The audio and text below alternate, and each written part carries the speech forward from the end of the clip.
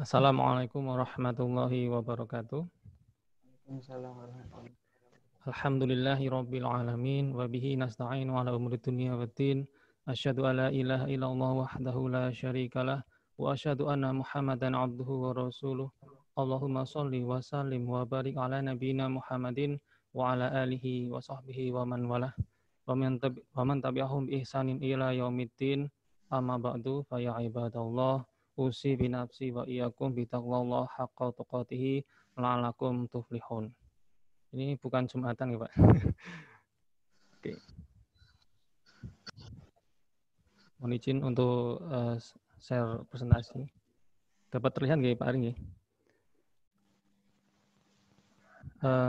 Pada kesempatan kali ini akan kami paparkan tentang webinar keamanan jaringan, pemanfaatan aplikasi video conference untuk BDR.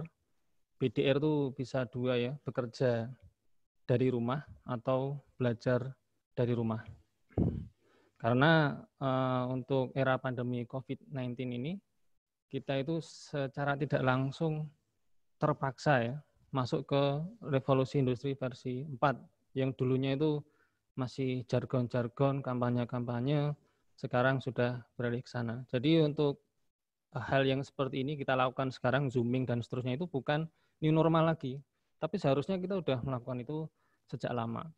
Tetapi karena infrastruktur di Indonesia dari Sabang sampai Merauke mungkin juga belum terlalu merata, sehingga mungkin masih butuh beberapa waktu lagi untuk supaya kita stabil dalam menghadapi revolusi industri versi 4 yang mungkin nanti juga sudah sampai 5 dan seterusnya itu. Oke, pada waktu WFH itu kebetulan saya jalan-jalan di Twitter.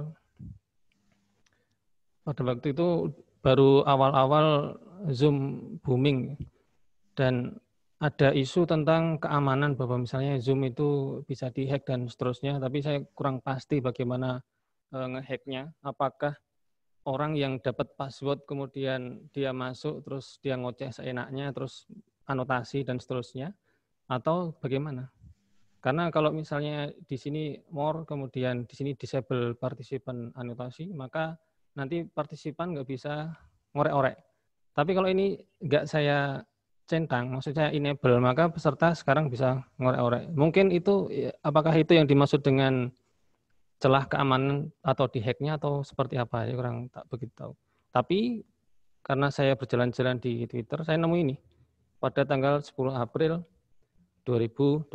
Jadi ada Badan Siber dan Sandi Negara. Jadi saya bukan buat sendiri, tapi dapat dari sana. Twitternya berbunyi seperti itu, dan di situ ada panduannya. Alamatnya ada di bawah, bisa dilihat. Atau kalau misalnya mau nyeken QR code, ya itu bisa di-scan yang di sebelah kanan itu, nanti langsung buka filenya. Jadi apa yang saya bicarakan pada kesempatan kali ini ada di sana. Bahkan di sana mungkin lebih banyak lagi karena saya di sini hanya meringkas saja. Oke, yang pertama tips keamanan dalam melakukan BDR, baik itu belajar dari rumah atau bekerja dari rumah.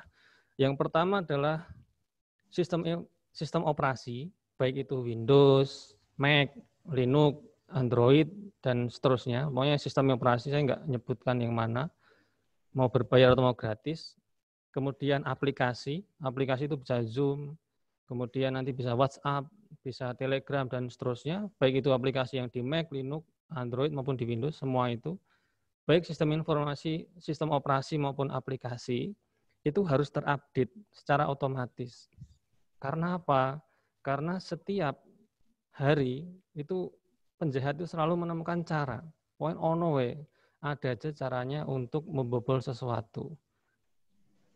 Sehingga kalau sekarang aman, misalnya ada suatu perusahaan yang bilang, saya berhasil membuat sistem keamanan paling canggih, nggak bisa dibobol. Mungkin 3 hari berikutnya ada orang yang bisa membobol. Kemudian karena bisa dibobol, tentu saja perusahaan itu akan menambal lubangnya itu. Bobol lagi, tambah lagi, bobol lagi, tambah lagi. Sehingga kalau update-nya tidak buat otomatis, maka nanti lubangnya itu akan tetap menganga, akan terbuka terus. Sehingga nanti kemungkinan terserang akan semakin besar. Jadi ini nggak membutuhkan pengetahuan super ya. Jadi harus kuliah S2, S3. Karena ini update otomatis ya, serahkan saja pada Windows-nya, serahkan saja pada Mac, pada Linux, Android. Nanti update-nya dibuat otomatis, sudah kita tinggal tidur, ngerti-ngerti update, ngerti-ngerti diperbaiki sendiri. Kemudian yang berikutnya, sistem operasi dan aplikasi itu asli dari pembuat. Jadi bukan bajakan. Tapi bisa juga versi gratis. Misalnya Linux kan gratis. Android gratis. Kita beli HP langsung di situ ada Android-nya. Kita beli Mac, di situ udah ada Mac-nya. Kita beli Macintosh, di situ udah ada Mac OS-nya. Nah, kalau Windows kita beli komputer belum tentu dapat Windows gitu. Tapi yang penting versi gratis bisa. Yang penting gratis nggak masalah, yang penting asli dari pembuatnya. Jadi jangan kita cari di internet, di situ ada crack gitu ya. Crack, apa misalnya Office crack dan seterusnya, itu nggak asli dari pembuatnya, itu bisa dimodifikasi kode-kodenya. Kemudian yang berikutnya adalah diunduh dari web pembuatnya atau di-download dari web pembuatnya. Jadi kalau misalnya Office ya dari Microsoft. Kalau misalnya Microsoft Office ya dari Microsoft, web Microsoft, jangan web yang lain. Misalnya LibreOffice ya di-download dari web LibreOffice dan seterusnya. Pokoknya seperti itu. Insya Allah nanti lebih aman. Kemudian yang berikutnya kita juga bisa memasang Internet Security. Internet Security itu misalnya Komodo, ada Kaspersky, ada Norton, ada McAfee, dan merek-merek yang lain. Tapi kalau yang lokal mungkin belum terlalu ada ya. Ya, mohon maaf tadi lupa nggak di pointer ya. Jadi Internet Security yang dimaksud di sini adalah bundle. Jadi bundle itu kayak paket ya. Di situ ada firewall-nya, ada antivirusnya, dan lain-lain. Nah ini pertanyaannya, yang gratis ada enggak? Karena saya juga biasanya gitu. Wah ini sebenarnya bagus, bayar mau gratis? Kalau biasanya bayar saya skip, cari yang gratis. Kalau yang gratis ada yang bagus, kenapa harus pakai yang bayar? Itu prinsip saya. Karena memang uangnya enggak banyak. Kecuali kalau misalnya universitas, misalnya, atau misalnya instansi pemerintahan, nah itu harus modal, harus beli. Beli 1 miliar, 2 miliar, saya rasa enggak masalah. Tapi intinya bukan dibayar dan enggak bayarnya. Gimana kita memilih dan menginstal aplikasi itu. Dan istiqomah. Kalau enggak ya sama aja. Jadi contohnya yang saya contohkan di sini nanti menggunakan Komodo. Jadi Komodo itu ada versi gratisnya. Dan versi gratisnya itu sudah ada firewall-nya. Di situ ada antivirusnya. Kemudian di situ ada kontainernya. Nanti akan saya bahas tentang kontainer. Yang kedua,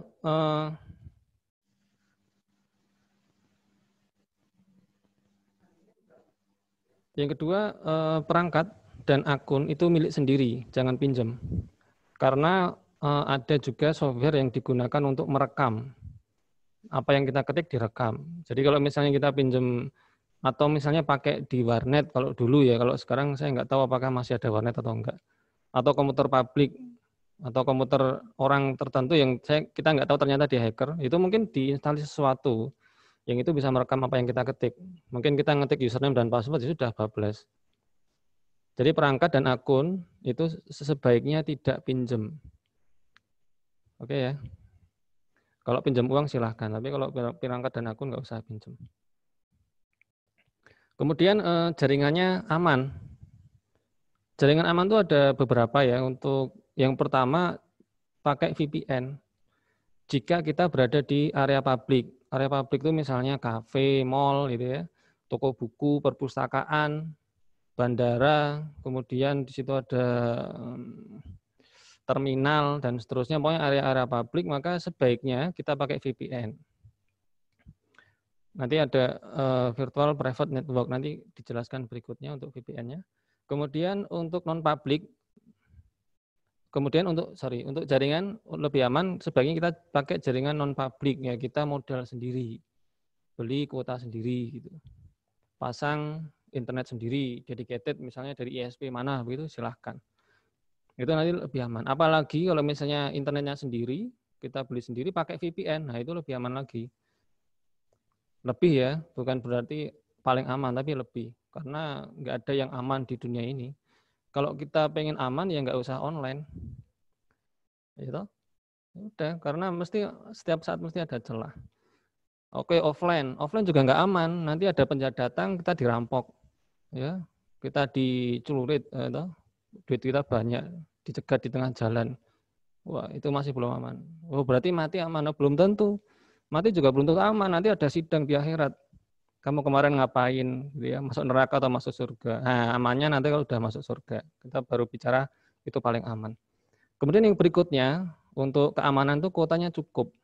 Karena apa? Karena kuotanya habis ya nggak aman, nggak bisa ngapa-ngapain, nggak connect. Kita misalnya baru zooming kayak ini, misalnya baru talkshow, ngerti-ngerti, kuotanya habis, ya sudah, mati, kita nggak bisa ngapa-ngapain. Itu. Nah, kemudian keamanan tentu saja membutuhkan resource yang lebih besar. Kalau misalnya kita mau lebih aman, tadi ada titik bengeknya ya, install internet security misalnya, kemudian ada VPN dan seterusnya, mungkin ada mekanisme lain yang lebih canggih lagi yang mungkin saya nggak tahu gitu. Itu akan membutuhkan resource yang lebih, sehingga ketika kita pakai komputer akan lebih lambat resikonya. Kita perhatikan saja ketika kita dulu masih Windows berapa, Windows 7 masih kurang terlalu aman, itu lebih cepat. Apalagi XP itu cepat.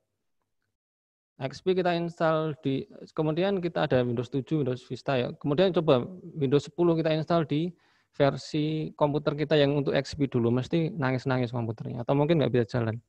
Karena ada mekanisme tambahan yang di situ ada keamanannya. Nanti itu akan memperberat. Sehingga memang itu kayak misalnya masuk mall lah. Kalau nggak aman, nggak ada pemeriksaan ya tinggal masuk aja blung gitu ya. Tapi sekarang era Covid mau masuk mall itu harus misalnya ada ngisi absen dulu, diperiksa dulu cedit gitu ya. Kemudian ada pemeriksaan infrared, bawa bom atau enggak. Misalnya pas terorisme itu kan membutuhkan waktu yang lebih banyak, resource yang lebih banyak, nge-hire satpam, masang CCTV dan seterusnya. Ternyata yang bawa bom dari belakang ya sama aja meledak. Atau naik pesawat kayak WTC itu, ya sama saja. Jadi seperti itu. Jadi membutuhkan resource yang lebih besar. Sehingga saran saya kalau misalnya membeli perangkat atau laptop misalnya, taruhlah di laptop itu ada 4 GB RAM-nya. Terus kemudian kita browsing di internet, ternyata ternyata laptop itu maksimal bisa sampai 8. Nah, pada waktu kita beli komputer itu, kita langsung ngomong sama penjualnya, ini tolong dimaksimalkan RAM-nya. Yang dulunya 4 jadi 8, nanti tambah berapa rupiah, tentu saja nggak gratis ya. Kecuali kita kenalan sama pemiliknya, apalagi anak pemiliknya. Jadi seperti itu. Sehingga nanti ketika ada perangkat-perangkat tambahan, software-software tambahan itu, komputer kita lebih kuat.